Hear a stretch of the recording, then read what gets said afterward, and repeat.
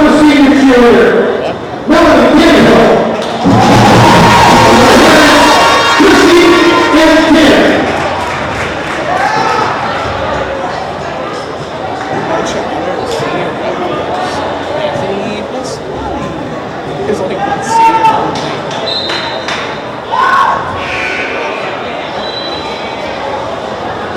Now our dancers. Rita, Jaleel,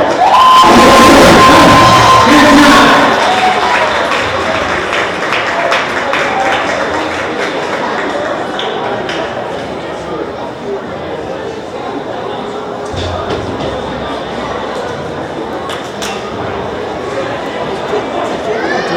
Another senior dancer, Christy,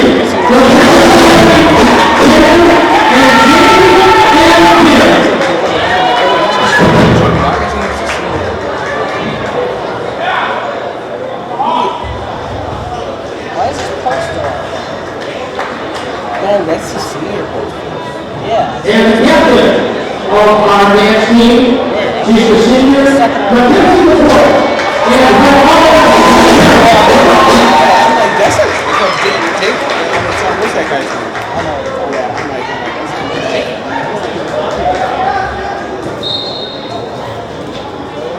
Now let's meet our senior basketball players. We first number 10, Queen.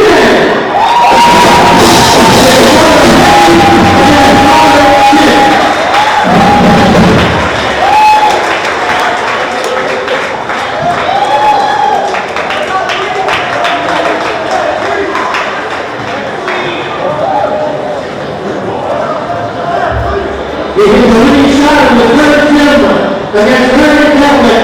He was number 20, senior, Chris Waddle. And his mother, Hollywood.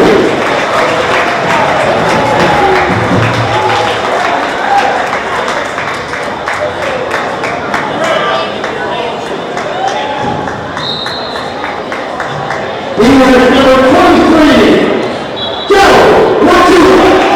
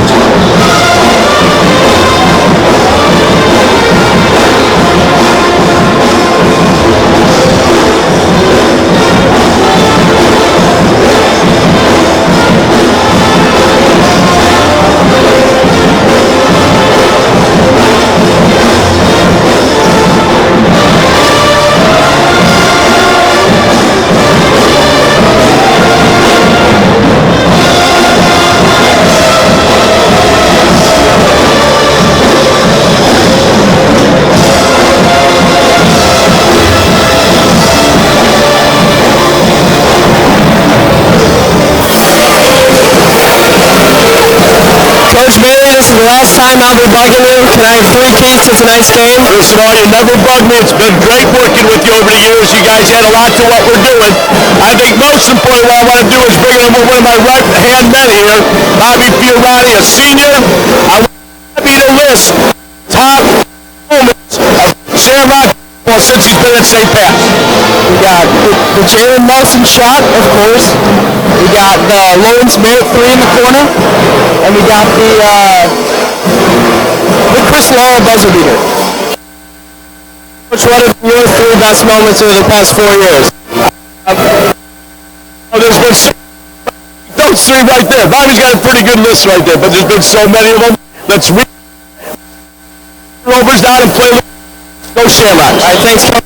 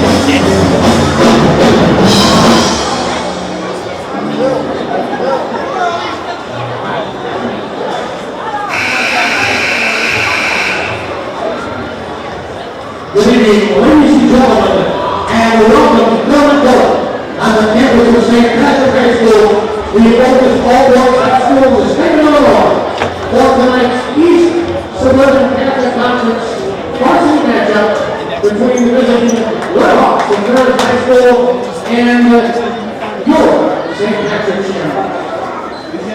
It has been a difficult week in the United States this week, and the city of Chicago, and here in our St. Patrick High School community.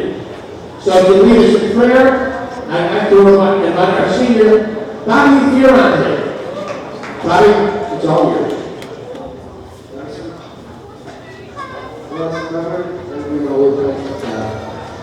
Dear Lord, on this night we thank you for the many gifts you have bestowed upon us in our lives, our families, our friends, and our opportunities. We ask you to help us compete at our highest level and remember that sportsmanship is always the ideal we strive for in all we do as athletes, coaches, and fans. And Lord, we ask you to bless in a special way those at home and around the world and protect us with your service to our great country. Now let us bow our heads and have a moment of silence for the victims and the families in the Florida school shooting, Commander Bauer of the Chicago Police Department, and in special memory of Ruby Preslak, our dear friend, coach, and dean.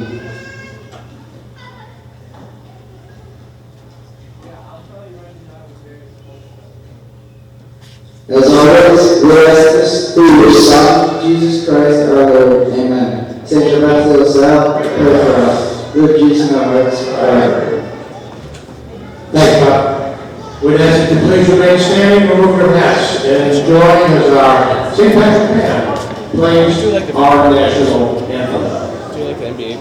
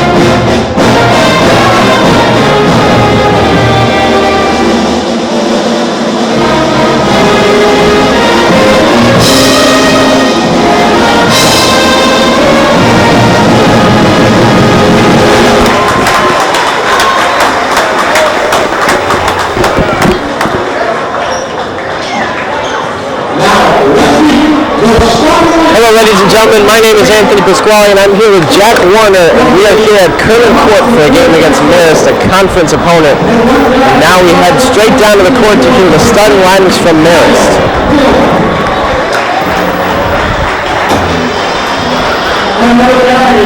Junior Niall Hill, number 3. Number 21, Jack Ellison.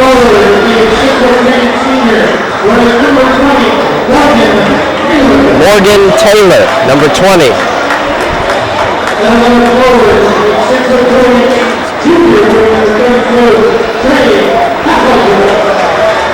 Trey Affolter, number 32.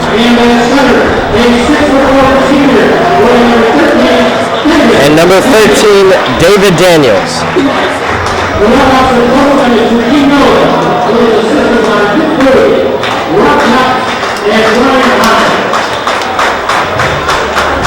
And now the starting lineup for your St. Patrick Shamrocks. Now, let's meet your St. Patrick Shamrocks. And that's why we got the sophomore, number 22, Dom Galati.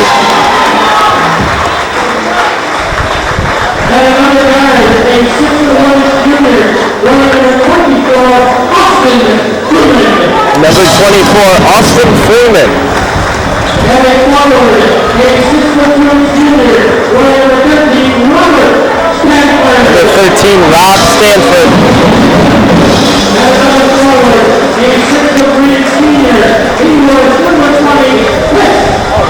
Number 20, Chris Lara, the only senior in the starting lineup.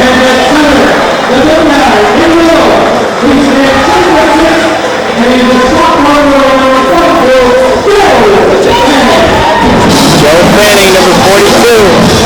And that rounds off the starting lineup for your St. Patrick Shamrocks. Fasten your seatbelts, ladies and gentlemen. Rudy's listening. Shamrock basketball is next. I spoke to Coach Bailey before the game for the 3 keys. Jack, could you tell us what those are? Coach Bailey has been emphasizing this whole year about rebounding and defense, not defensive turnovers, and that's still important today. Emphasize this after Bobby Carriante gave his team the big let's get into the basketball. All that Taylor Middleton is staggering three-pointers. Lawrence Merritt made that beautiful three-pointer against Harrison. Yep. And Chris Lara made that buzzer beater this year. So, we got a fun, exciting season. Yeah, and I expect Chris Lara to show up tonight as he's the only senior in the starting lineup, but I think all 7 seniors will get some time on the court. Eric Liss, John Mulcrone, Jack Halter, Gui Dang, Joe Machula, and Yvonne Edelbar will all get some tick tonight as they celebrate their last game on Curlin Court. And the jump, Chris Lara gets it, tips it to Dom Galati, and Dom will take it. He'll give it over to Austin Freeman, swings it over to Rob Stanford. Looks like they're going to have a lot of open shots tonight with this zone. Bounced off of Joe Fanning's foot, but he picks it back up. I spoke to Eric Liss before the game also, and he said this is a zone that I can dunk on, so we'll see if the big man can come through tonight. That would be one exciting thing to see on senior night, that's for sure. We hadn't seen a dunk my first 2 years, and then last year we had Alton and X who would dunk all the time. And this year I don't think we've seen one yet. And that one's thrown out of bounds. It'll be Marist ball. I believe Marist is ranked somewhere around 15th in the state, I believe. And the Shamrocks did defeat a top 20 team in Marion Catholic a few weeks ago, and that was on Chris Lara's buzzer beater. And that's shoveled inside. Lara and Fanning playing good defense. They'll get him to draw an offensive foul, and the Shamrocks will get the ball back. Stanford inbounds to Freeman, and Freeman will take the ball up the court.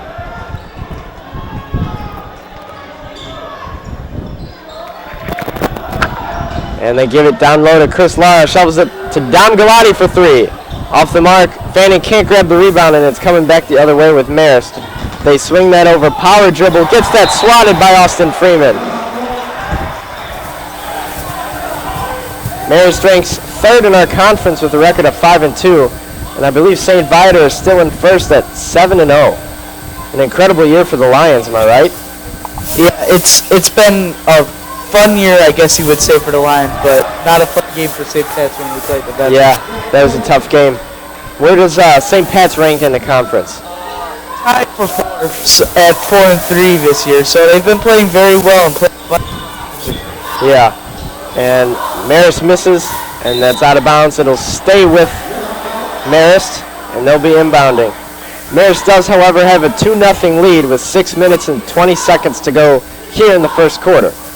It'll be number 20, Taylor, inbounding, and he gets it into number 21, Ellison. Right inside, Taylor's up, no good. Fanning gets that taken away from him. And that's their center, Chase Daniels. Deep 3, off the mark for Marist, and poked out of bounds, Shamrock ball. Shamrock's defense looks pretty good today, but Marist seems like a pretty quick team. Yes, they're both things right now, but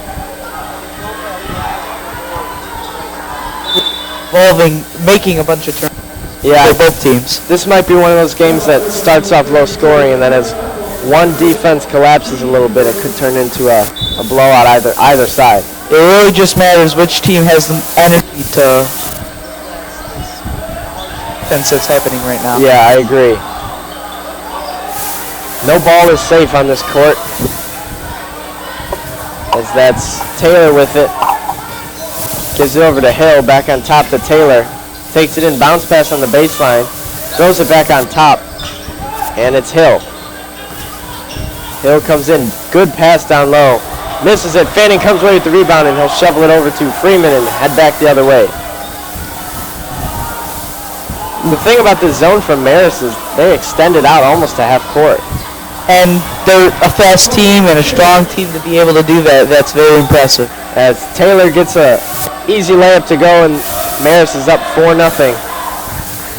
Freeman comes in with it, comes out, gives it to Galati. Down low for Lara. Up, and no good, but they're out of the line.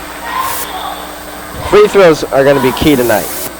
It's going to be an important way of scoring, I guess, because it's both very two tough teams in conference. See this entire season. As Lara hits the first one. Yeah, I believe when we played St. Viator a few games ago, Coach Bailey said that we have the best defense in the conference and they have the best offense, and I'm pretty sure in terms of defense, Marist is not too far behind. He did say that, and watching Marist play today, I wouldn't be surprised if they're not far behind.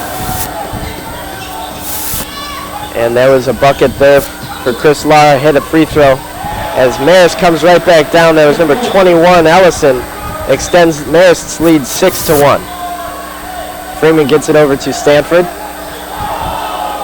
Stanford to Freeman, to Galati, down low for Lara, back to Galati, takes a mid-range jumper, that's off the mark. And Marist comes away with the rebound, they'll head right back down the court. Not a very good possession. What do you think the Shamrocks need to do offensively? We see Marist strongly going after every player on St. Pat's, no matter the size or skill. So if St. Pat's can find that one player that we could go after and get some buckets on, just keep on going after him and try and get some. This tough defense. It's kind of like in football when a quarterback picks on one defensive back. Oh, just exactly like that. A great way to put it. And Eric Liss, Kui Dang, and Jacob Medina all check into the game. That's two more seniors. Eric Liss wearing number 32 and Chris Lara wearing number 10, I believe. That's our tallest and shortest senior. Kui Dang with the ball. As Marist leads 8-1. Gets it to Freeman. Freeman down low to Eric. Just misses that floater. I think Eric might be a guy that's going to put up some points tonight, just because of the way that zone is, the spots in the zone that's going to be open. It's going to be right where Eric or Joe will be all night. I've seen it, yeah. I mean, as soon as these shots start going down, St. Pat's will start getting some points. Lara gets that swatted away, and Marist will come right back down the court. Euro step, but they'll get him for a blocking foul. The basket won't count. It looks like they're going to count the basket, no, and it'll be Taylor going to the line for an and one. I'm not sure I saw the foul there. It was still a beautiful. Yeah, and that was a tough angle to get the layup to fall, but he did so. And he drains the free throw. Marist is up by 10, 11-1. With 3 minutes and 40 seconds left in the first quarter. Freeman trying to penetrate that zone. Gives it to Kui, back to Freeman on top. Now it looks like they're playing a 3-2 zone. As Medina smacks a three. That's right there. I agree, and I think it's Medina's haircut that's going to fuel this game. I see them. This is a brand new look for me. Yeah, me too. And that's a three-point attempt drained by Marist. That was Taylor again, putting up a lot of points. It's become the that they need to. Eric Liss down low, reverse layup to go. And down there. I agree. And it looks like, as you said, Taylor's going to be the big factor on Marist. I think our big men are going to be what will lock up a W for us today. Yeah. Lara gets that poked away, gets it back. Over to Kui. Freeman takes a deep three. Off the mark, Eric just misses that rebound, and it'll come back down with Marist. 14-6. List with the block. And Freeman will head right back down the court with the ball. Gives it to Medina. Inside to Chris Lara. Gets that blocked. Chris is having a tough game. He's getting a tough game, but he's playing a tough game. Yeah. He's going after the basket.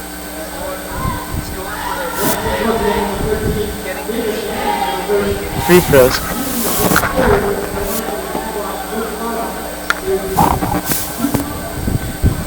And it'll be Lara's first attempt. Drained it.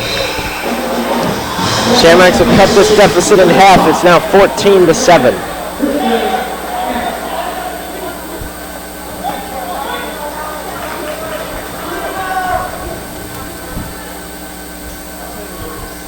And Lara hits the second. 14-8. Redhawks lead with 2 minutes to go in the first quarter, and it's Taylor bringing it up now.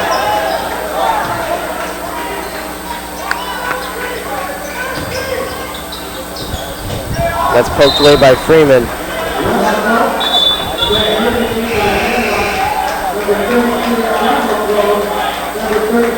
And we got a little bit of a new lineup in there. Jack Halter and John Mulcrone check in.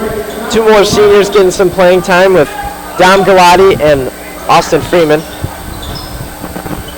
Mulcrone playing defense, gets that knocked out of his hand. Galati's going to try to get it, and they'll get him for a backcourt violation. Shamrocks will have the ball. I'm really looking forward to a senior scoring. Maybe it'll be John Mulcrone with a 3, or Halter with a layup, whatever it might be. I want to see the way the bench reacts to a Shamrock senior scoring some points tonight. It would be a fun team to see. That's what I have to say. Right inside to Halter. Freeman with it. And it's Galati. Bounce passes to Halter. On top to Freeman. Tries to get it to Mulcrone. Gets it to Halter instead. Now Galati for 3. Just off the mark. And Marist will head back down the other way. Looks like some of those seniors that are, looks like they're a little bit timid to put up a shot. I mean, it's your night, man. You gotta take some of these shots, you know? Last chance. Yeah.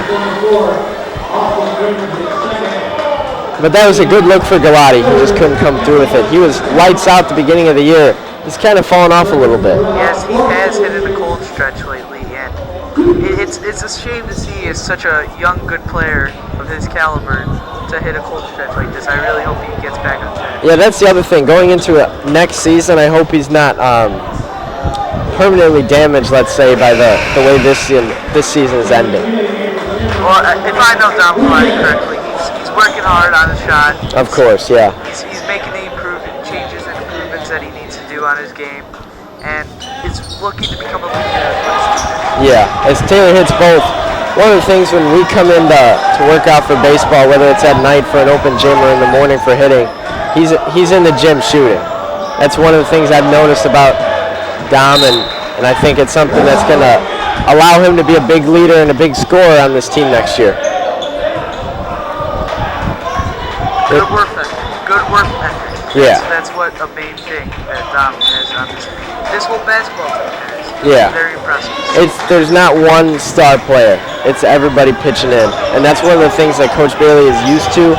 And last year was a little bit different with Xavier Pinson and Alton Thompson, but they're back to Mike Bailey basketball this year. That's what he likes to call it. They had a great team effort this whole season. They swing that over there. That's Hill on the wing with it. Shamrock's in that 2-3 zone like you mentioned. And for 3, it's Hill. Off the mark. Halter grabs the rebound. Gets it to Quee. And Quee gets it to Stanford. Back to Quee. With 35 seconds left in the first, they swing it all the way over to Dom. Dom looking for somewhere to go with it. Almost goes back court. Gets it to Stanford. Over to Quee on top. That defense is impressive. He's got, just being able to press them out there. I agree. Looked like Halter was open on the baseline. Couldn't find him though. And they'll get a foul on Marist, I believe. I think the Shamrocks will inbound on the corner with 10.3 to go in the first. A 2 or a 3 would be nice here to cut the deficit a little bit. Well, for sure. Just any basket right now.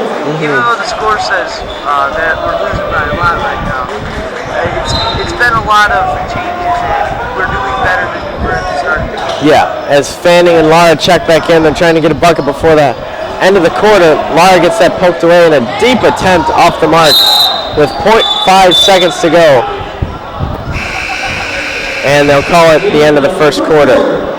We head to the second quarter with the Shamrocks trailing the Marist Redhawks 16-8. What do you think the Shamrocks need to do to get back on track today? Well, I think they need to continue what they were doing those last 4 minutes on the first quarter. The first 4 minutes were pretty bad. They were just looking at top of the and they weren't looking at the this last 4 minutes on the floor, you can tell that they're hustling more, they're putting a lot more effort in here, and they're making sure that they're blocking shots that they have been able to.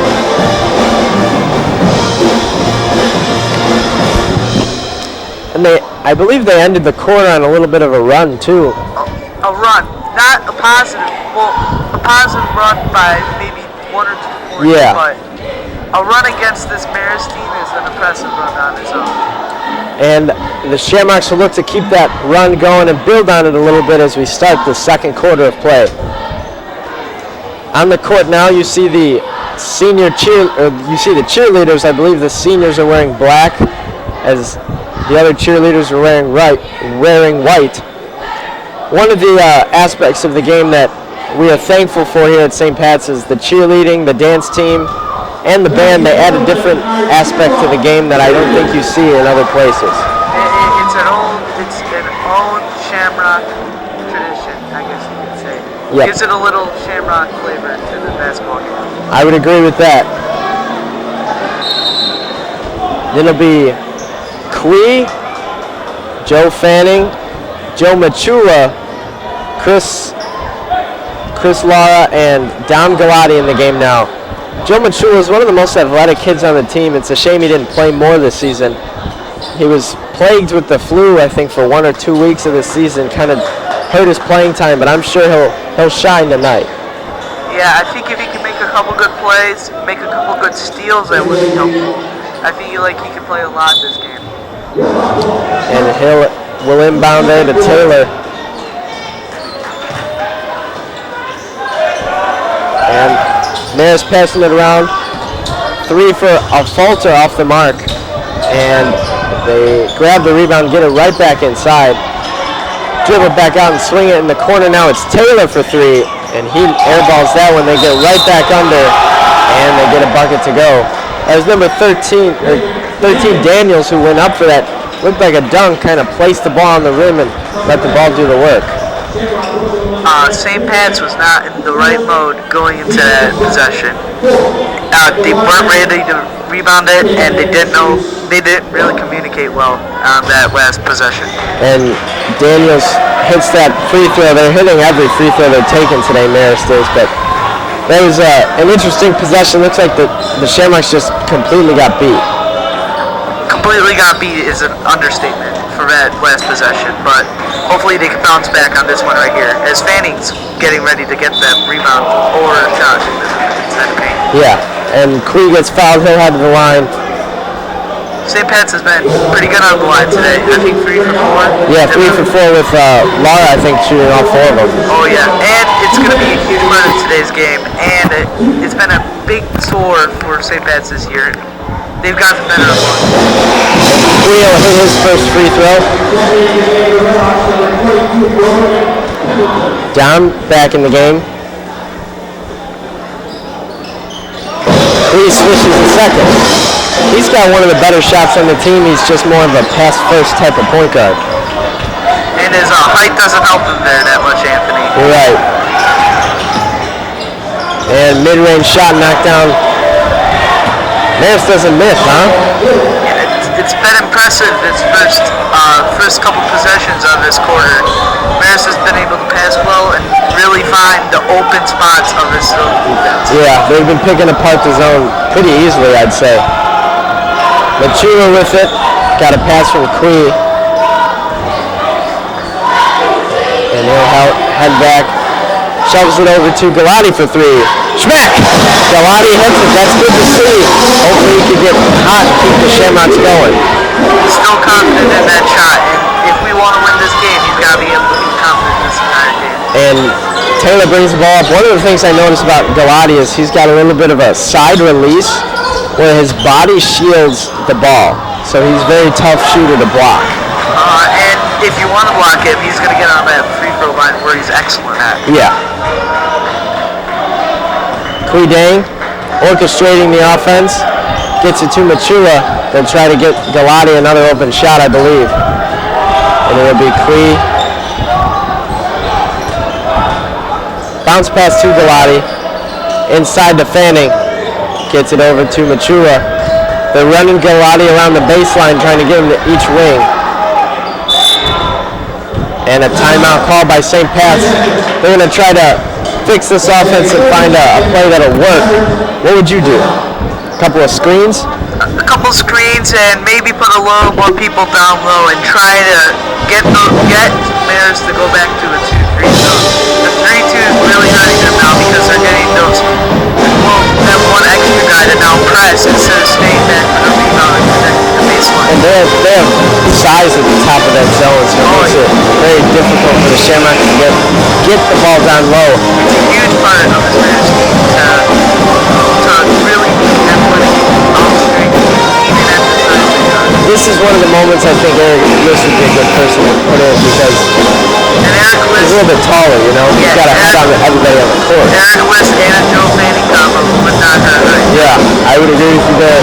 They could get a 1-2 punch down low and maybe get the Marist to go back into a 2-3, which the Shamrocks are a little bit more comfortable attacking. Would be a huge increase to this game. And Chris Lauer, an underrated down low player. Yeah, you're right. He's just had a little bit of trouble getting the ball off tonight. He's been blocked a few times or fouled. Quee Dang takes a shot over to Medina. By the way, Medina's back in the game. He's got to play a lot today. He made that first shot, and if he can keep on shooting like he has been, it's going to be a huge part. Yep. Shamrock ball is Marist defender athletically kicks that out of bounds. If you notice, every defensive possession, Marist and their bench slaps the floor. I don't get the point of it. It's going to try and intimidate me. It doesn't intimidate me, that's for sure. Yeah. As they get it to Law on the baseline. Loses it, but it'll stay with the Shamrocks because number 13, Daniels, took that out of bounds with him. That's a difficult spot to be in the baseline trap there. And then Marist athletically just trapping Chris there. On top to Medina. Inside to Fanning. He gets the ball. Gets tied up a little bit. Puts it up and in, but they'll get to another chance at an inbound play. The foul was before any type of shot was put up. That's what Pat's got to do there. Even though it wasn't the best Pats and Marist had a good chance of grabbing that ball, Fanning just the strongest person on the court right now, ripping it out and going for the layup. That didn't count at the time, but still was a great shot for Pats. Yeah, Fanning's the guy that's going to have to put up the points today. They get it to Medina, fakes a pass, gets it back to Stanford, swings it to Galati. Stanford gives it back to Galati. Down low to Lara. Howard dribble up for the layup, off the mark. Fanning with the tip in, gets it to go. That's exactly what Pats needs to do this entire rest of the game until they go back to 2-2. I agree. And it'll be Taylor bringing the ball up. A turnover, a missed shot would be nice here. Give the Shamrocks a chance to take it into a one-possession game. As Hill misses, Daniels puts it up, and they'll get Rob Stanford for a foul. I thought he met the ball up there, but regardless, Daniels will be heading to the line.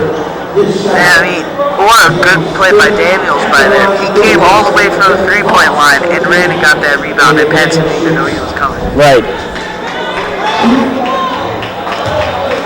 For those of you watching at home, we'd like to thank you for tuning in to our last broadcast of the year and my last broadcast of my high school career. For those of you who want to contact us, There are two ways to do so, email and social media. On email, you would email us at sphswebcast@stpatrick.org, or you can find us on Twitter at SPHSwebcast.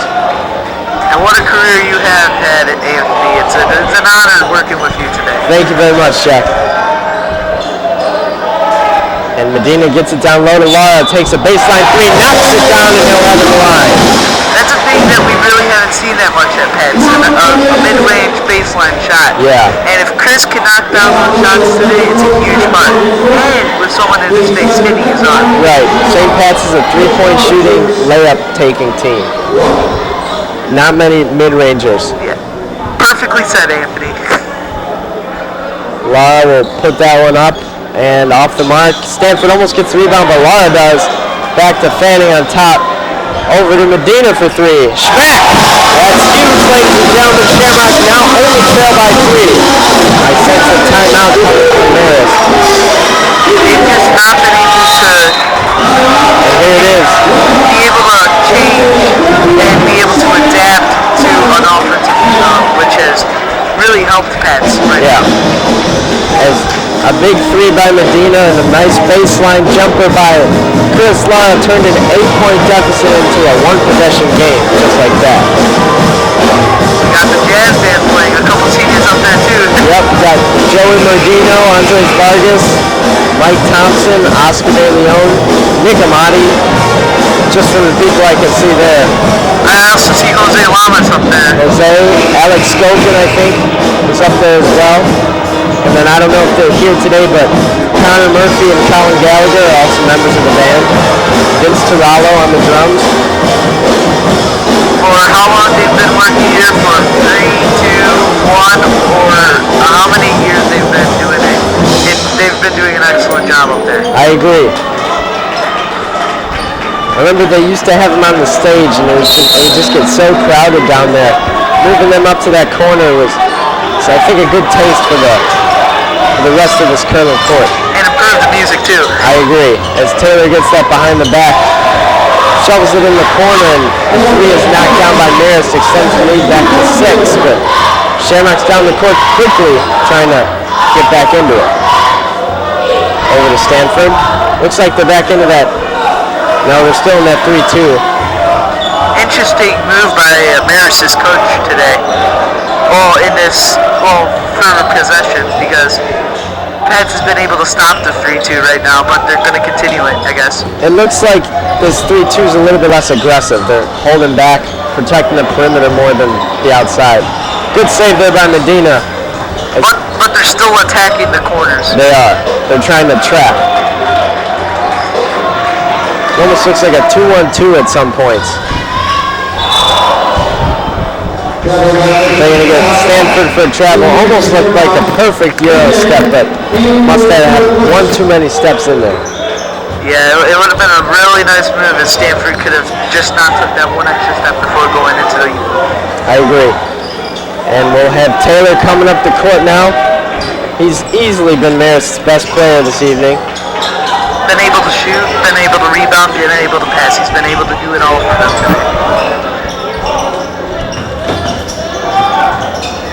Over in the corner, Marist looking for somewhere to go with it. Taylor back on top of it. I guess that's who they want to have the ball. Sweet dish in the corner for Ellison, and he'll lob that up off the glass to extend Marist's lead back to 8. Shamrocks need a basket here before this gets into a run. Or before this becomes a run, let me say. They got Eric List back in the game. I'm sure they'll try to find him down low as Dom Galati has it. We could use a couple of big blocks from him right now. Medina. Poked out of bounds by Ellis, Daniels for that matter. Those two players in the 3-2 that are down low, Daniels and I don't know who's on the other side. I think it's Ellison on the other side. Ellison. They've been able to move all across the court and have been getting good eyes on the ball. Galati for 3, smack! That's just what we needed. Take it back to your point you just made there on the baseline. That's why St. Pat's isn't running away with this game. They've been able to stop Lara, Fanning or Eric from doing anything down low. Stop, yes, but let Pats get down there, and we're going to get a very high-scoring game. Like we saw earlier. As Marist hits another three, extends the lead back to 8. We're playing back and forth now with Galati.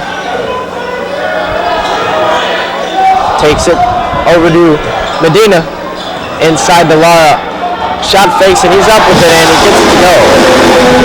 This Lara has the best pump fake I think I've ever seen. And it's a shame that he's a senior, that he won't be playing for us next year. Yeah, you guys will have a solid foundation though with Medina and Galati, Fanning, to name a few. And a very good sophomore team, very Yeah. talented, who actually won today too. Yep, they got Nikolai, Bermio, Caleb, who's got some varsity tick, playing time, yeah. along with Campanero, Zulo, Gushwan Kwame for sure. Lot of talent there. And Brannick, who's on the bench right now with an injury, but he's a very good shooter as well.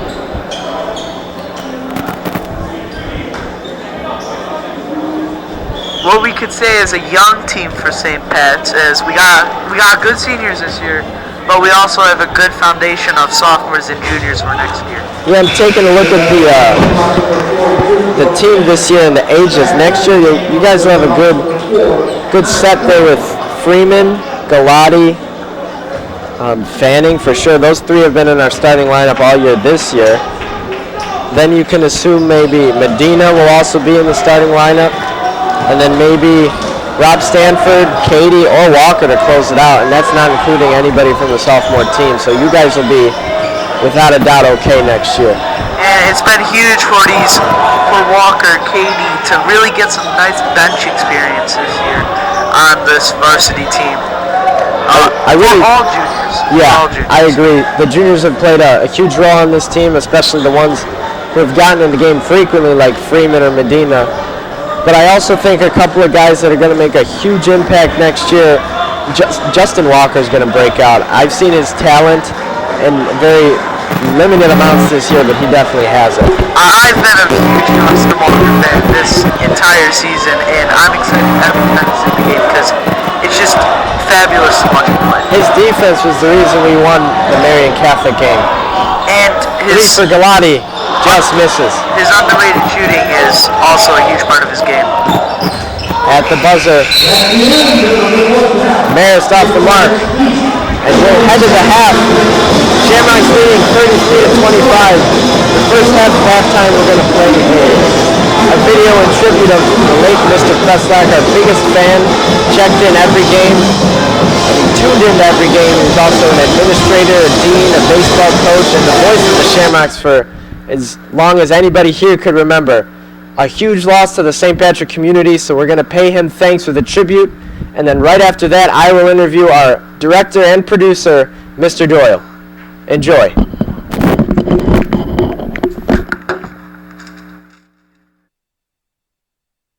The development of the St. Pat's basketball program from when you started to where it is here today. The basketball program has always been strong. When I started here, Max Kerman was the head coach. I've known Max for a long time. As a matter of fact, when I was in grammar school, I would come to games with my dad on a Friday or Saturday night where the gym was packed. We'd either go downstairs, they had closed circuit TV at the games, or they put bleachers on the stage. But the program itself has always been strong. Coach Bailey took over. It's just as strong today as it was back then. The competition in our league is nothing, if nothing else, has gotten stronger. And we're always competitive. Guys always put up a good fight, and we're always there. When the end rolls around, the Shamrocks are there somewhere. Now, Mr. Preslack, you used to be the announcer for all the home basketball games. Can you tell us a little bit of what that was like? I announced for about 30 years. The only reason I'm not doing it this year is because I'm going to get the new knee hopefully soon. Hopefully I'll be back next year.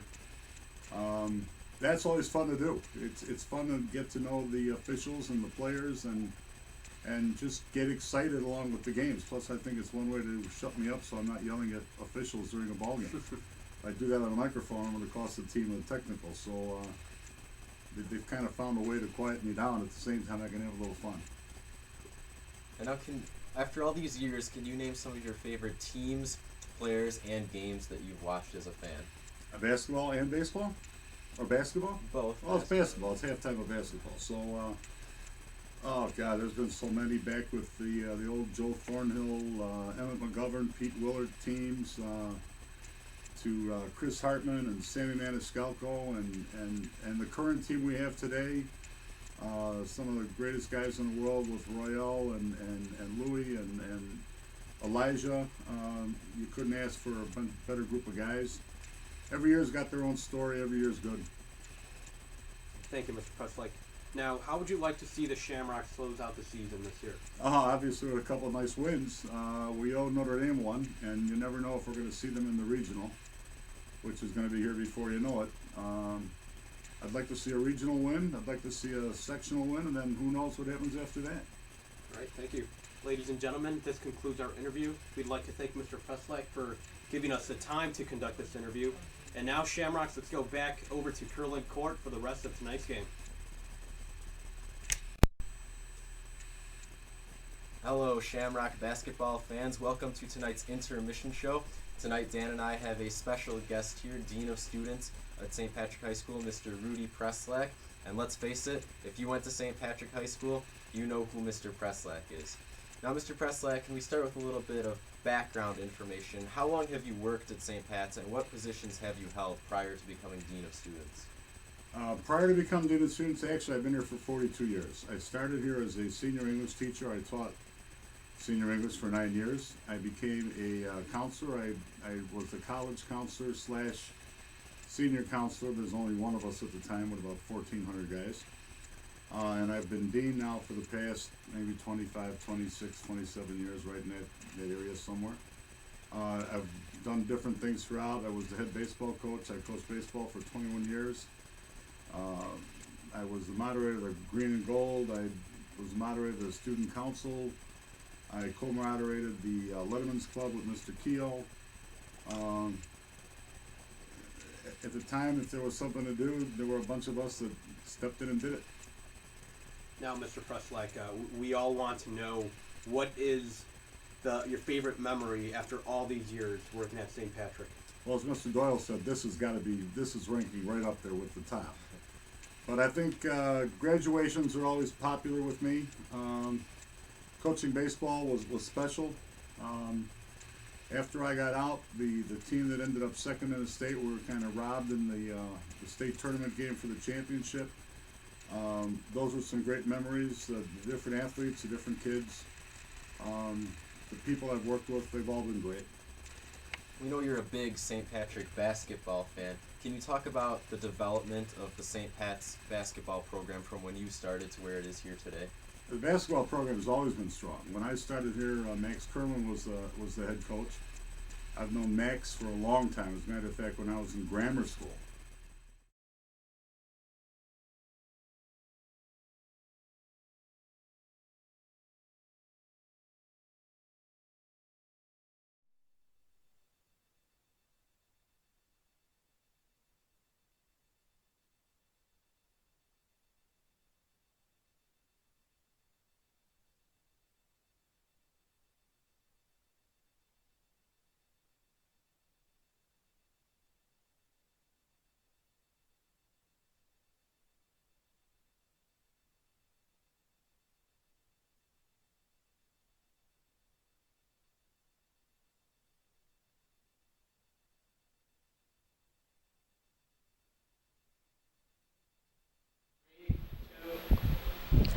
Hello, ladies and gentlemen. I'm here for my last halftime interview, and I thought no better person to join me in the booth than our producer and editor, Mr. Kent Doyle. Thank you for joining us today. Thanks, Anthony. It's good to see you. So, Mr. Doyle, you've been the pioneer of this broadcasting program. Why was it that you wanted to start something like this at St. Pat's? You know, honestly, I didn't start it. I can't take credit for it. It was actually Ed Ferrer was a graduate of here. I think his class was 2010. He came to see me, and he said I knew something about computers. He knew something about talking on radio, and he knew a lot about talking overall.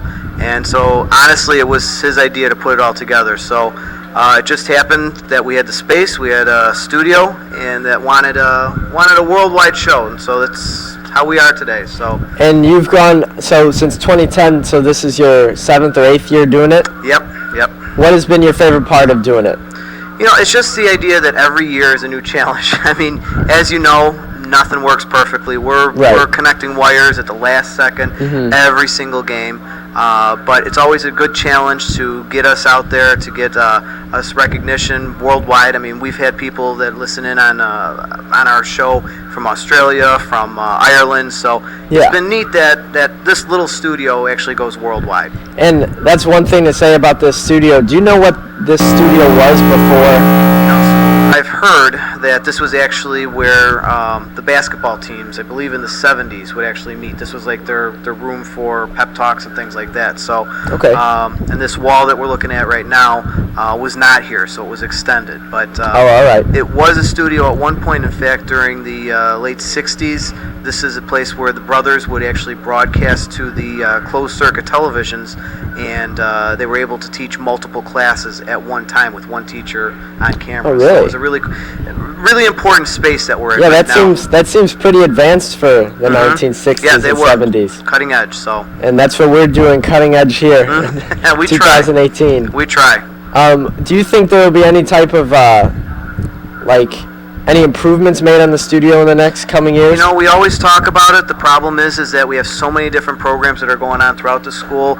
We want to give STEM their space. Obviously, we'd love to give the teams all of their spaces. So it's just difficult expanding on where we're at this point. But we've always talked about it. Dr. Schmidt has always been really receptive to at least ideas, hearing it out.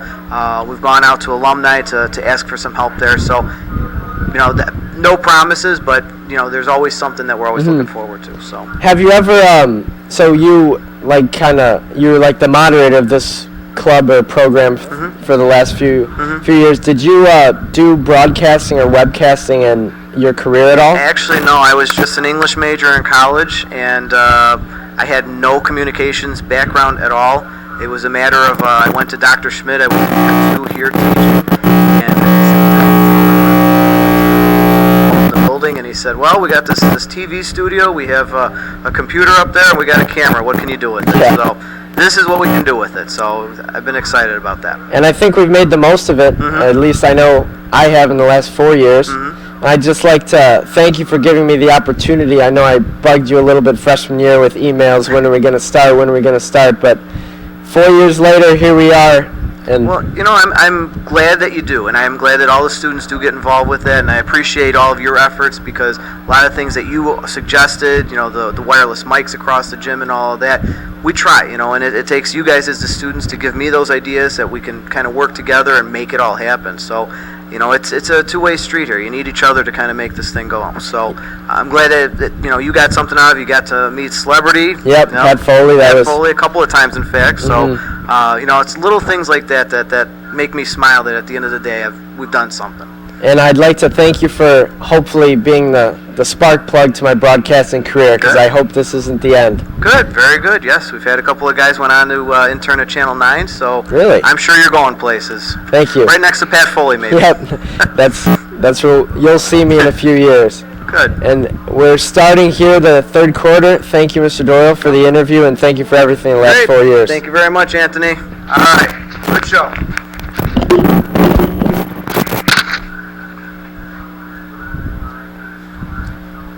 And we are getting ready for the second half of play, ladies and gentlemen. It'll be Shamrock ball.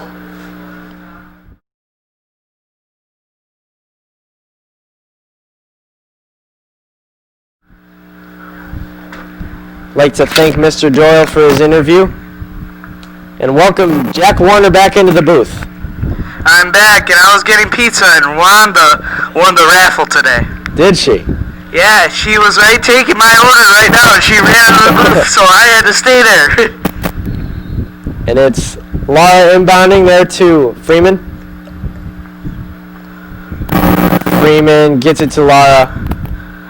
Laura gets that taken out of his hands, and he'll head to the line shooting.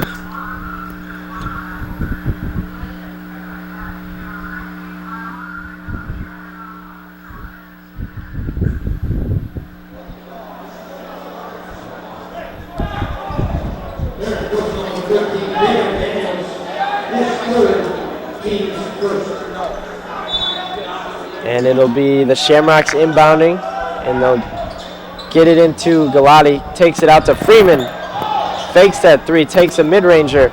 That's off the mark. Shamrocks are not a mid-range shooting team, I'll say it again. But it was a beautiful pump fake by Austin. It almost looked like a travel, that's how good it was. Yeah, I thought his feet came up. I did too. As Marist extends their lead to 10 now as Freeman shovels it over to Medina. I told John Mulcrone if the Shamrocks pull it out today, I'm going to go down after the game and interview him, get his final thoughts on his final season at St. Pat's. But I also told him if Eric List does come through with a dunk, he takes precedent of that interview. Well, a dunk always goes first, Anthony. That's what I've come to realize in my time here. Medina takes a three. Off the mark. And that was Ellison with the big rebound. And it's Taylor with the ball now. We cannot afford to go in the cold streak right now. It is important that we keep the same heat going and we keep the momentum that we had going into that second quarter. You're right about that. There's a charge called there, and it'll be Shamrock ball. Freeman driving up the court, gets right into the middle, down low to Fanning. Big man misses it. Lara comes up. He gets hacked, no foul.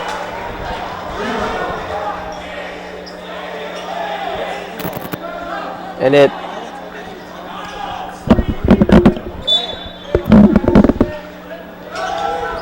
Fanning inbounds, gets it to Galati, just misses Lara, can't come up with that rebound. And right down the court it will be Taylor.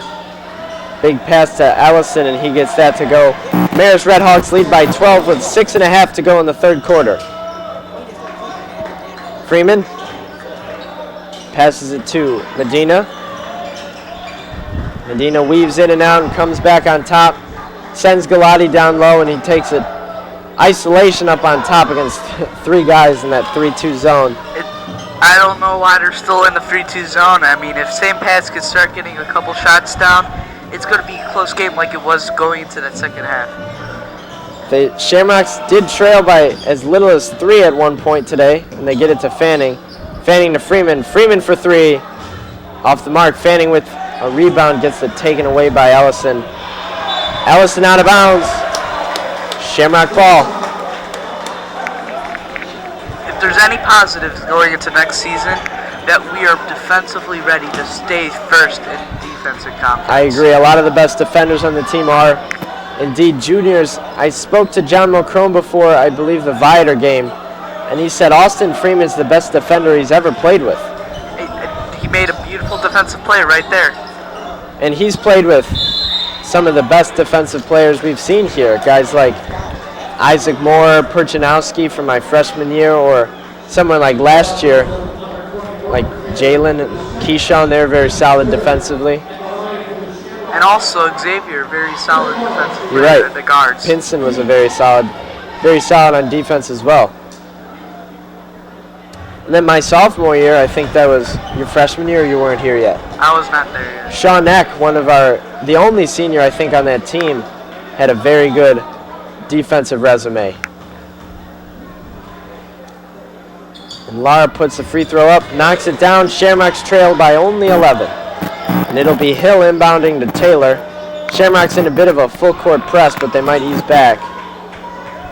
We were down by 13 at a time, so 11 is nothing to come back, nothing to us really. And the amount of comebacks that we've had this season, it's basically nothing right now. Lara's buzzer beater came on a crazy comeback. I think 14 points was it against Pat Foley, or with Pat Foley here in the booth against Marian Catholic. And also that sophomore game that we had, that they were down 23 points this year against Loyola. Oh, yeah, Loyola, correct. And they get that up to go. A little bit of a run here by Marist. Shamrocks need a timeout, and they'll get it as Marist extends their lead to 15. That's their biggest lead of the game, and the Shamrocks have their work cut out for them now. A much-needed timeout for Bailey. Coach Bailey calls that timeout, and he's talking to his guys now. Jack, if you were Coach Bailey, what would you be telling them? Well, I would emphasize don't rush it. Let's take our time. Let's get some good shots inside and not focus on the three-pointer. The problem is against this zone, will be getting inside. But I mean, as we saw in the second quarter late, we got a lot of good mid-range shots on the baseline, and if we start emphasizing that more, a lot more pockets will open in the paint and also at the three-point line. You're right about that. Defensively, we are still the best, though. Yeah. We're still playing strong, even though they're at 41. A lot of it is us being sloppy with the ball. It's not. None of the issues are defensive. A lot of their points have come off of turnovers when there's no defense back there. A lot of breakaway layups. As we see the jazz band right now asleep, but Mike Donovan jamming out to it, that cowbell. Gotta have more cowbell. It's always nice to see some Blue Oyster Cult playing. Yep. Lara inbounds to Freeman.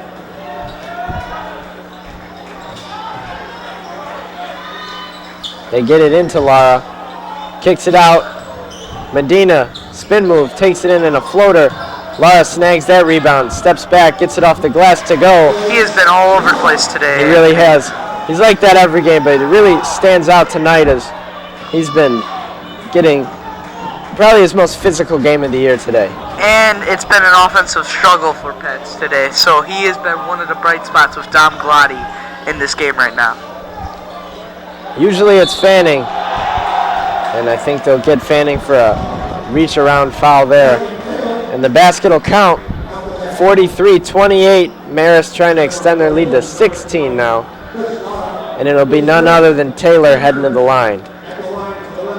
I don't know what they feed at that Marist cafeteria, but every kid on that court has been able to get rebounds today. You're right.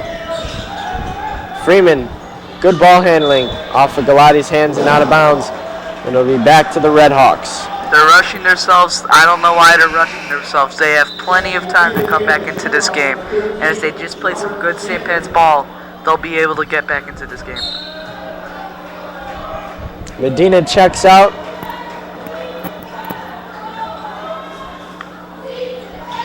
And Stanford checks in. Layup there for Daniels, I believe. Might have been Ellison. But either way, kind of just stuck his body up and found the bucket. Freeman, mid-ranger, airballed. His shot has not been on. It has not been on the second half of the season, and it's a shame that his shot has not been on because with his defensive ability and his speed, he could be a huge part of his team next year.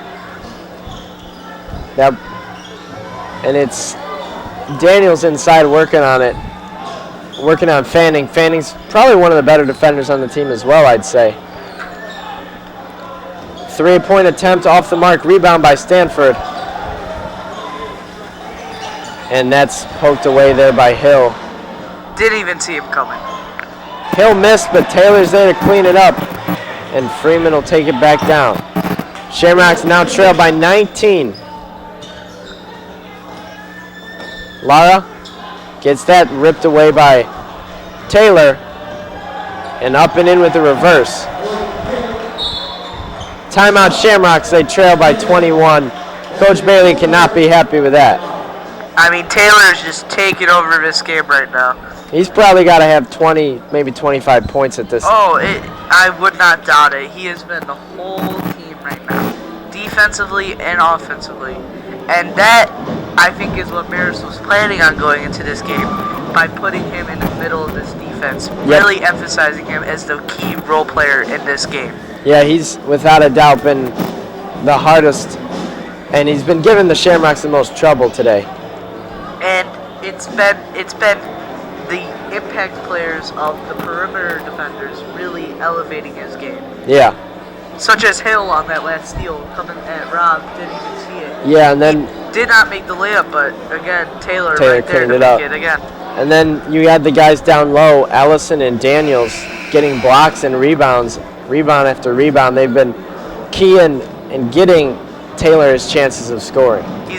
They've been huge for this game, stopping, not only getting rebounds, but stopping List and Fanning from scoring that many points today. I don't think Taylor's hit that many threes, maybe one or two, but I feel like every time we look, he's in the paint getting the layup. And it's weird to think of a guard really doing that. Yeah. Because of how the game has elevated to today's standards. He's a hybrid though. He could play anywhere on the court. Oh, and it's fabulous to see players that play like that, even though it's against the Shamrocks. Yeah. And you see Justin Walker running down the court as Austin Freeman has the ball. That's, as we said, our favorite player on the team. Lara, and crazy reverse, gets it to go. A beautiful shot. You got to add that to Bobby's favorite moments of St. Pat's. That was beautiful. And Walker, probably one of the better defenders on this team. He is probably the most athletic kid on the team. Him and Austin are going to be a great 1-2 punch going into next season. For sure. And then you got Medina and Galati with their shooting ability, with Fanning's rebounds. They're going to be a good team. Stanford's rehability from his tragic injury that started this season. We've seen that he has not been as explosive as he was last year as a sophomore, but every game he's gotten better and healthier, so he'll be a big impact player going into next year. Yeah, and that's not even counting the guys coming up to varsity with Nikolai and Guzman, Kawami, Caleb. You guys have a lot of talent coming up. And also keeping the big role going with Guzman and Kawami. Those are big guys. Yeah. I'm embarrassed when sitting next to them in class. So, Jack, are you looking to do something in the works of broadcasting in your college career? I feel like it would be very interesting to do. I haven't been looking at colleges that much. I've actually been looking at colleges a little bit last week, and I've put broadcasting in one of those categories of looking at. Yeah, it's what I'm going to study at either U of I, Northwestern, Marquette, or ISU, and I hope all good things happen, and I'll be on the air sometime, somewhere soon. Well, with so many choices, how will you choose? I'm applying for the Chick Evans Scholarship for caddies, and if you get that scholarship, you pretty much tell them which schools, and they pick for you based on how many houses they have there. Well, it's an honor for you to win it, and I'm proud that you're representing St. Pat's with that scholarship. And we've got Freeman bringing the ball up now. Shamrocks trail by 19. Just looking to chip away at this point. Can't make a 19-pointer. That's very true, and we shouldn't be focusing on the three to chip this away. We got to be practicing those mid-rangers. And it's Walker on top. Analyzing the court right now, looking for that open spot where Freeman found it, but those athletic Marist defenders able to go to it right away. And thankfully for the Shamrocks, when they did pounce on Freeman, it was a foul. So Freeman will head to the line trying to chip away at this 19-point deficit. If we could hit these two, it's going to be huge help. And Freeman, he gets the first to go. Freeman, an underrated three-throw shooter, even though he's been struggling on the open shooting, he's been able to do very good things on the free-throw line this year. And he hits that one. Got them both. We only trail by 17. Looking to make a mark now. It's going to leave a huge impact on Marist to scare them to foul Freeman. Going to give him more open shots where he needs to connect. And you see Taylor now guarded by Walker. It's going to be a big matchup. And it's a smart move by Coach Bailey to I agree, yeah. Our probably second or first best defender on this team that is not a big man who's blocking shots. Mm-hmm. He'll be able to keep up with the athleticism of Taylor. Which he's about to do. He's going to scare him off. He's going to knock the ball away. But he's not going to get too aggressive or he's going to get beat by Taylor on an outside move. Walker, Taylor now. And we get it again. He is scaring Taylor off right now. Taylor beat him off the dribble, got Walker to foul him there, but no harm yet. And it'll just be Marist inbounding with 41 seconds to go in the third quarter.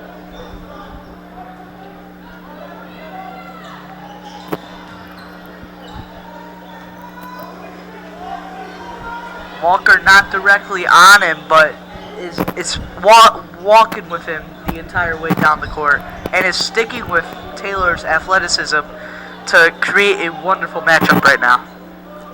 And Walker will pass it away to, or not Walker, Taylor will pass it away to Hill. Hill's working on Galati with 15 seconds to go. And Walker's not going to the help lane. He's staying right on Taylor. Which I think Coach Bailey emphasized, we cannot let this guy be alone right now because, as we've seen, players have been able to fly out of nowhere to get big plays. And he missed that step-back 3 attempt near the buzzer. And we head to the fourth quarter of play, and barring overtime, this is my last quarter of broadcasting Shamrock basketball, so let's hope it's a good one for the Shamrocks. I feel like it's going to be a good one for you, Anthony. And what do you think, Jack, that the Shamrocks need to do in order to get this game a little bit more respectable? I mean, what they were doing these past 2 minutes, really strong defense, and have Walker or Freeman on Taylor during the game.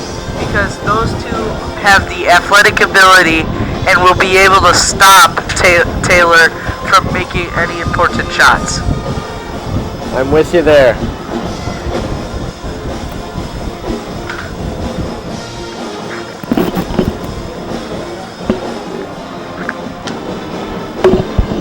It seems like a big deficit, but what do you think St. Pat's is going to do to really cut that down? Well, they're a three-point shooting team, so they obviously got to hit those. But defensively, they obviously have to stop Taylor, and they have to somehow find a way to, whenever they miss a shot, limit those second chances so they can get right back down and score quickly because time is not on their side.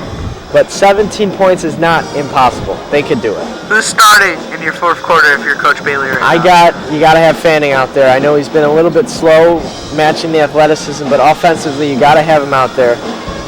Galati and Medina, they've been hitting threes. I would have Walker out there. That's 4, and then my 5th guy, you got to have Chris Lara. Got to have Chris Lara out there.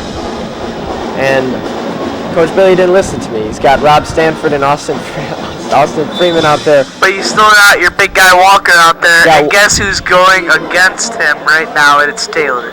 This is going to be a big matchup in the fourth. And we also got Galati and Lara is in there. So I do have 3 of my 5. That was not the guy Galati's supposed to be guarding, that's for sure. Yeah, no. You could tell that Galati was looking for overmatched. His guy and then just got stuck with one of those big athletic Marist people. Oh, good spin move there by Lara. Gets that taken away. Freeman comes down with the rebound. Jump ball will stay with the Shamrocks. 7 minutes and 32 seconds remain in the basketball careers of Eric Liss, John Mulcrone, Chris Lara, Joe Machula, Yvonne Edobar, Jack Halter, and Kui Dang. Or at least the St. Patrick basketball careers. And that is just on the home court, as we do have this Wednesday the Notre Dame game. At Notre Dame, 7 o'clock. Going to be a huge turnout there for the final regular season game before the playoffs, as Walker has a nice behind-the-back move before he passes it off to Stanford.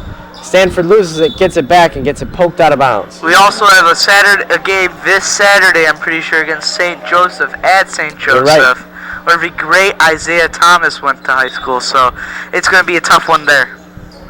I'm hoping someday they'll say the great Anthony Pasquale went there when they're talking about St. Patrick High School. I will remember you for my last 2 years and beyond that, Anthony. It's an honor working with you today. Thank you very much, Jack. And Freeman takes a deep 3, hits it. That is huge that he's able to hit that shot right now. To keep that confidence up and taking these shots going down the game, it's going to be huge for him. Freeman smacked that one. And we head right back down the court. Shamrocks could use a turnover or 6 right now.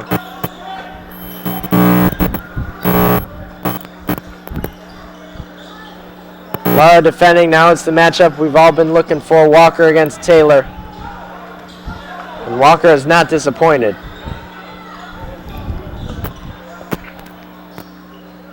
And he missed that one.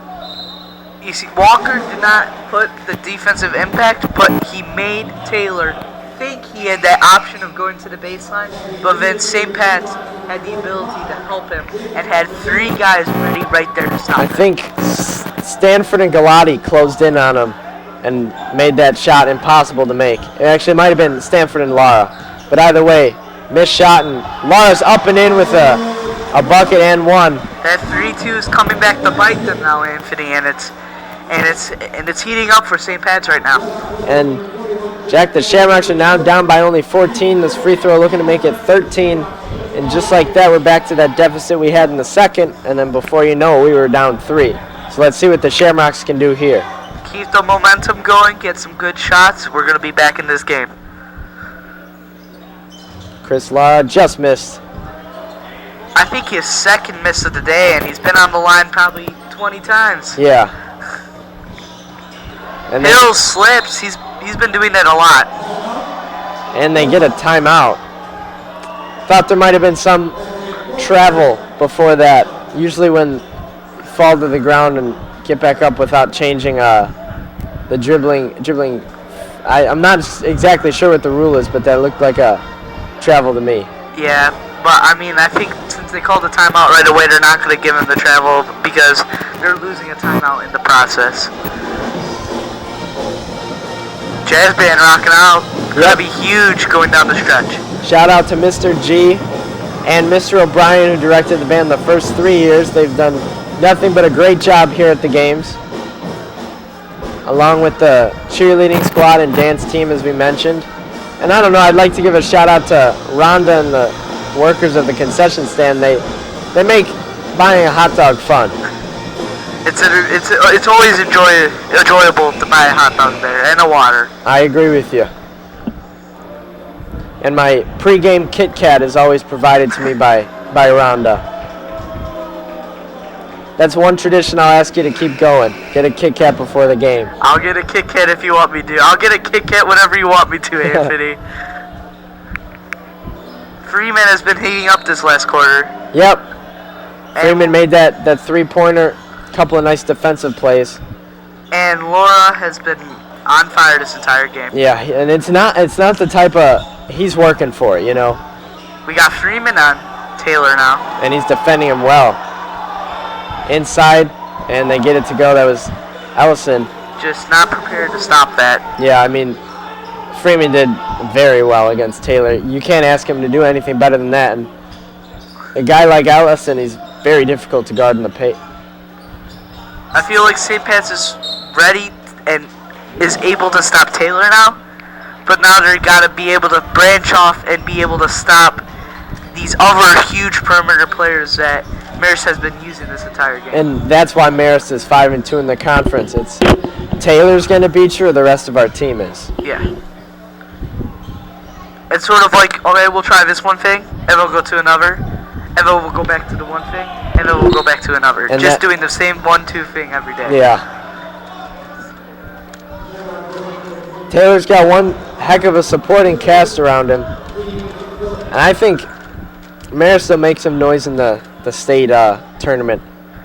They will definitely make some noise, and these 6 players that have been playing this entire game will make some noise. Marist has not been subbing a lot in this game. I think like you said, we've seen 6 guys the whole game. And one thing, I don't know if they've played yet or if it's this week, but I'd love to see Marist play St. Viator.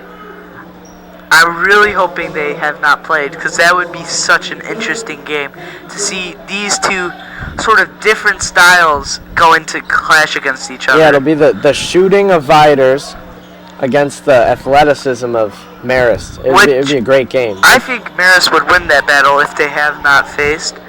By the way, Marist has been playing today.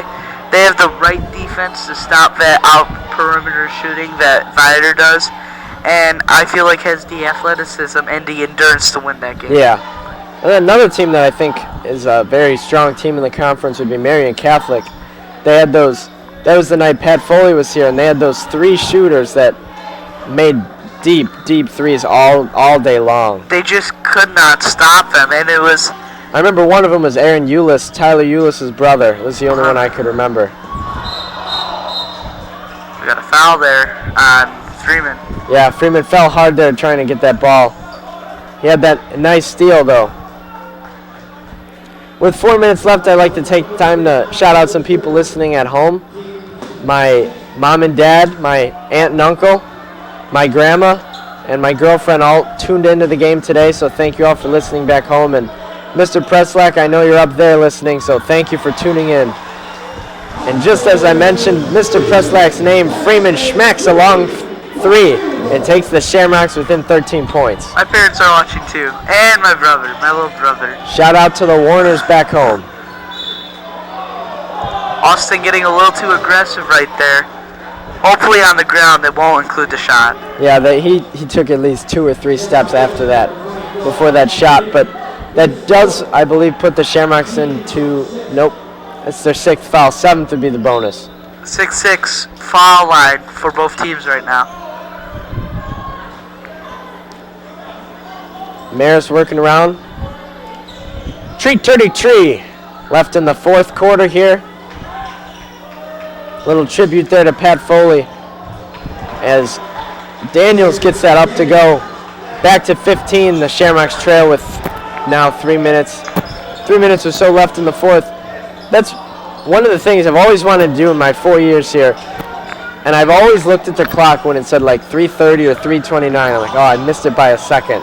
But last game I was able to. Right on the money. And they get that to go again. That's Ellison this time. We see Walker checked in the game. And it's surprising that St. Pat's is not checking in Liss or I was just Fanning. going to say, I think this would be a great time. Down 17 with 2.5 to go. Give the seniors a chance. Even if Chris is the biggest guy on St. Pat's, he should not be the main center for this team. Stanford hits that 3. Chris Lara also has a quiet, deadly 3-pointer that we just haven't gotten a chance to see because that's not the role he plays on the team, but he's a very good shooter. If it comes down to stretch and they stop, going away from him, it's a great thing to use in that 4th quarter when they are not expecting it. 2 minutes and 20 seconds remain, and it'll be Stanford shooting a 1-and-1.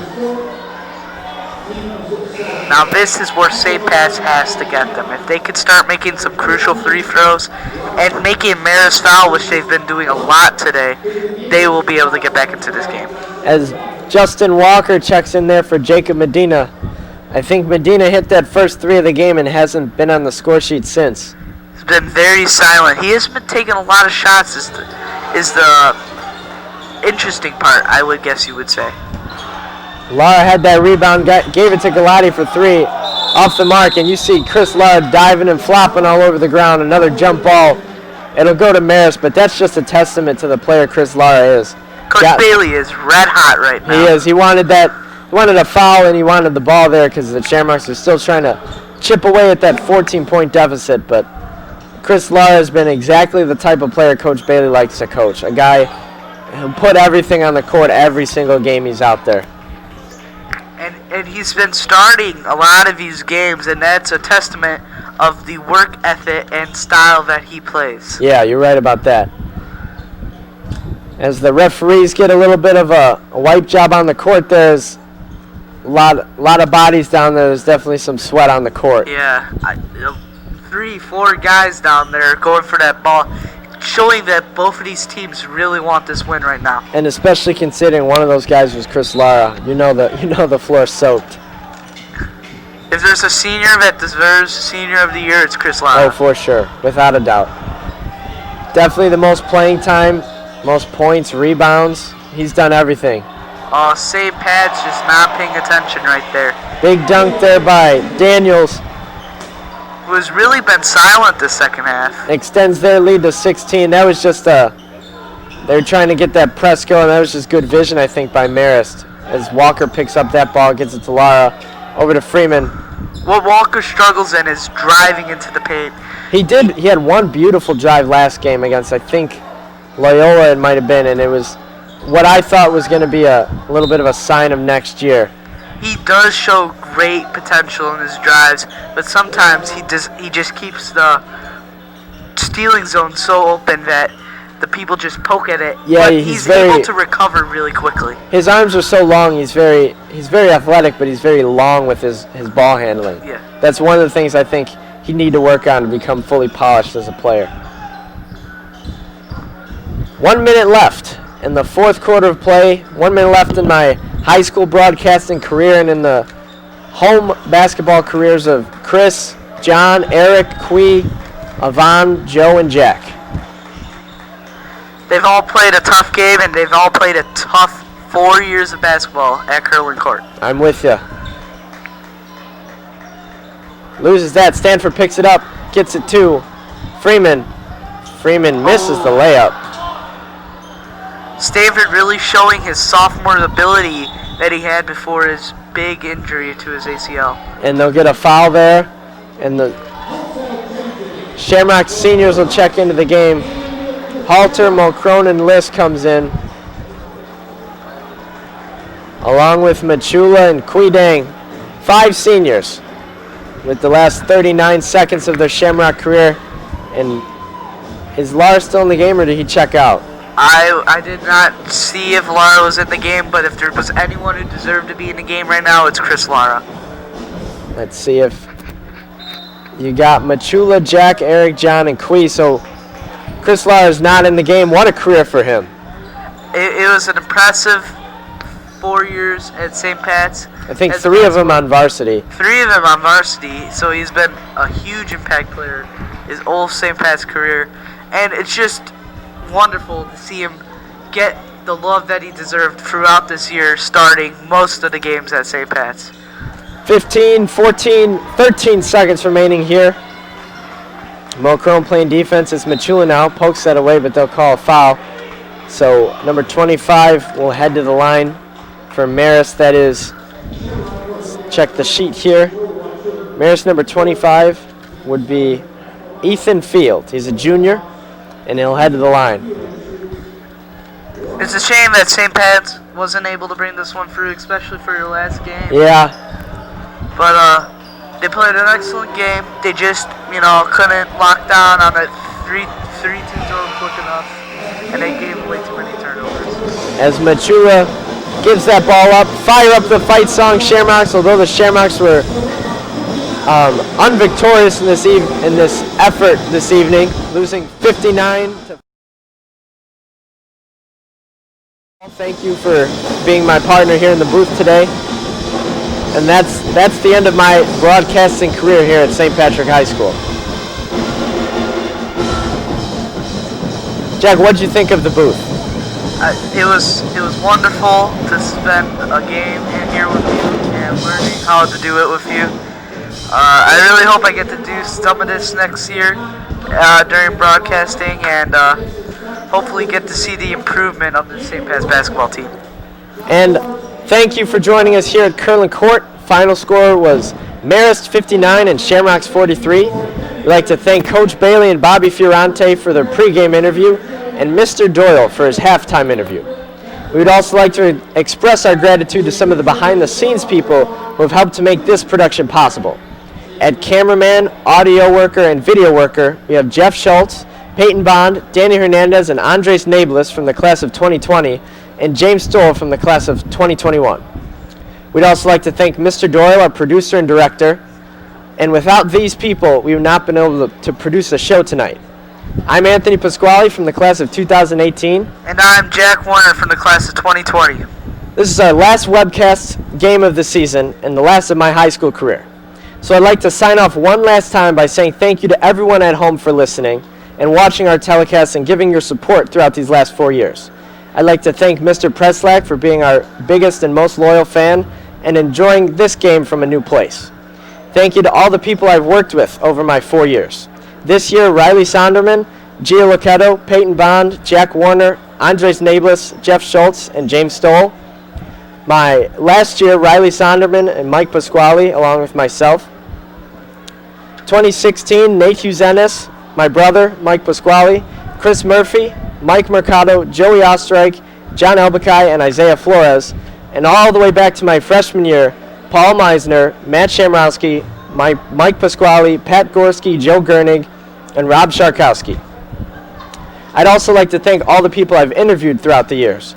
Dr. Schmidt, Mr. Bafco, Coach O'Connor, Coach Ackles, Coach Eberly, Mr. Waytula from Marion Central, Coach Luke, Mr. O'Brien, and then some students. Zach Cicero, John Mulcrone, Lawrence Merritt, Isaac Moore, Nick Coleman, Eric Liss, Alton and Xavier last year, Mike Glynn, who was the broadcaster before I started, Anthony Bosco, Chris Lara after that buzzer beater earlier this year, Bob Fiorante, Tom Busum, Jack Halter, Marty Ryan, Frankie Mott, and the all-time best interview, Pat Foley. I'm so thankful to have gotten to do this and to build on my passion for broadcasting that I hope to continue college and beyond. I've cherished every moment in this booth, and I can promise you this will not be the last time you hear my voice. But for now, for Jack Warner, our entire crew, for all who has contributed over the last 4 years, for Mr. Preslack, and for you at home, I'm Anthony Pasquale saying so long from Curlin Court one last time. Rock on.